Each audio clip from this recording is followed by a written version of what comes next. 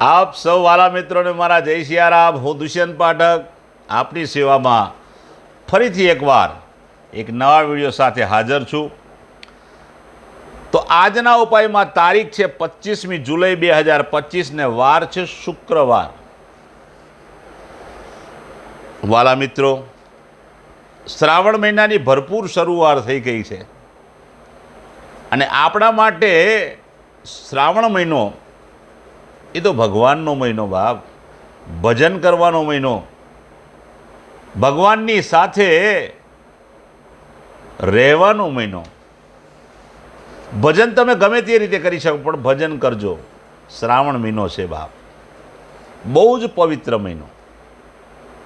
તક છોડતા ના।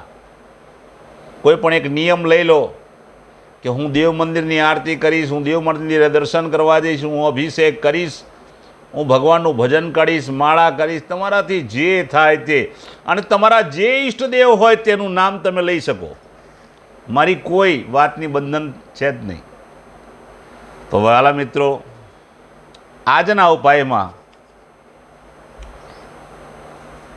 હું કહેતા પહેલાં પંચાંગ કહી દઉં તો 25મી જુલાઈ 2025ના દિવસે શુક્લ પક્ષ છે અને પુષ્ય નક્ષત્ર છે। સાથે સાથે વજ્ર યોગ છે, સિદ્ધ યોગ પણ કહી શકાય। કર્ક રાશિનો ચંદ્ર, કર્ક રાશિનો સૂર્ય છે। અશુભ સમયની જો વાત કરું તો રાહુકાળ 10:54 સવારે 12:33 સુધી છે અને યમઘંટ 3:52 થી 5:32 સુધી છે। આ બે સમય અશુભ છે। આ અશુભ સમયની અંદર કોઈ શુભ કાર્ય ન થાય, કોઈ બહાર યાત્રા કરવા ના જવાય। આ સમયને ટાળવાનો। કોઈ સારા સમયે સારું કાર્ય કરવું હોય તો મુહૂર્ત લેજો, સારું ચોઘડિયું લેજો। અભિજીત મુહૂર્ત 12:07 થી 12:59 મધ્યમાં છે। તમે શુભ કાર્ય કરી શકો છો। તો વાલા મિત્રો, આજનો ઉપાય તે વિષયમાં સવારે દૂધ અને દહીં બે ભેગા લેવાના છે કટોરીની અંદર। નાવા બેસતા પહેલાં તે જે દૂધ અને દહીં લીધું હોય તે તમે તમારા શરીર પર લગાડી દેજો। ત્યાર પછી શુદ્ધ પાણીએ તમે સ્નાન કરી લેજો। સ્નાન કરી લીધા પછી વસ્ત્ર પહેર્યા પછી વસ્ત્ર ઉપર તમારે તમારું અત્તર અથવા સ્પ્રે છાંટી શકો। વધારે દેશી અત્તર જો તમે કાનનું પૂપડું કાનમાં રાખો તો વધારે ઉત્તમ। અને શરીર પર લગાડવા માટે પણ જો તમે દેશી અત્તરનો ઉપયોગ કરો તો બહુ સારું, કારણ કે સ્પ્રેની અંદર આલ્કોહોલ હોઈ શકે, પરંતુ દેશી અત્તરમાં નથી હોતો, તો એ કાળજી રાખજો। ત્યાર પછી એક સફેદ કાગળની અંદર એક કપૂર લઈ લેવાનું છે। એ કપૂરની પડીકી વારવાની, પોકેટમાં રાખવાની છે 24 કલાક માટે। બીજા દિવસે પીપળાના ઝાડના મૂળમાં અથવા દેવ મંદિરે જઈને મૂકી આવવાની છે। સાયંકાળે તમારે શ્રી હનુમાનજી દાદાને એક હનુમાન ચાલીસા, એક કાગભૂષણની રામાયણજીનો પાઠ સંભળાવવાનો છે। અને ત્યાર પછી રાત્રે સૂતી વખતે ઓમ કૃષ્ણાય વાસુદેવાય હરે પરમાત્મને પ્રણત ક્લેશનાશાય ગોવિંદાય નમો નમઃ આ મંત્ર યથાશક્તિ બોલી જાઓ, પછી સૂઈ જાઓ। આ જનરલ ઉપાય હતો જે બધાના માટે છે। અને જેની જન્મ તારીખ 25મી જુલાઈ અને શુક્રવારના દિવસે આવી છે તેવા લોકોએ મેં કીધું એ પ્રમાણે સવારે સ્નાન કરવાનું, ત્યાર પછી વસ્ત્ર પહેરવાના, ત્યાર પછી મેં તમને કીધું એમ અત્તર પણ છાંટવાનું।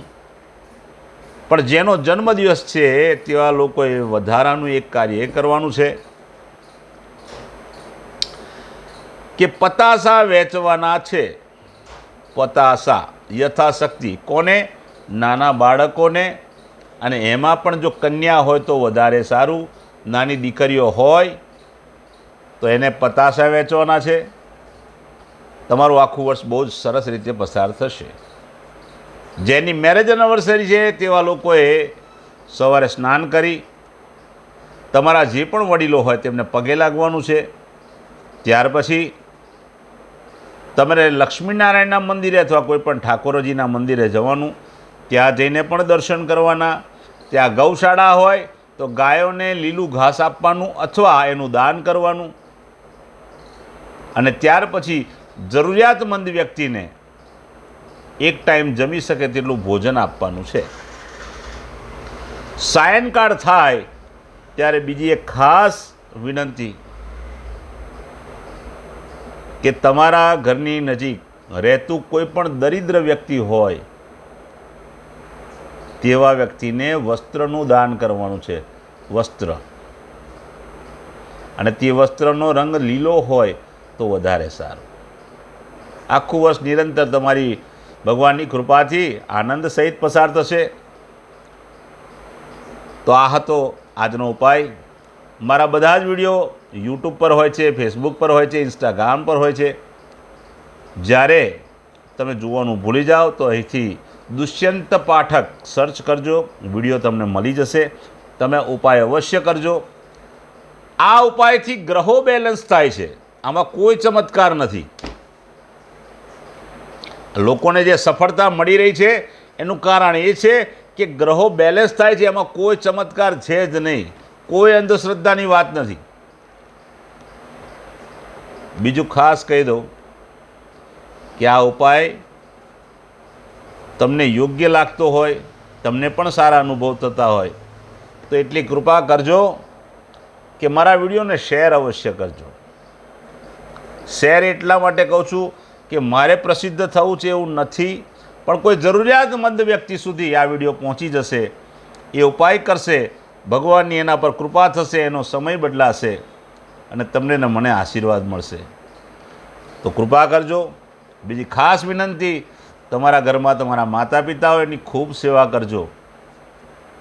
હા, એમનું અપમાન થાય એવું કોઈ કાર્ય કરતા નહીં બાપ. તો તમે ને તમારો પરિવાર રાજી રાજી રહેજો, ખુશ રહેજો. ભગવાન તમને સુખી રાખે. નવા વિડીયોમાં ફરીથી મળીશું. આપ સૌને મારા જય સિયારામ.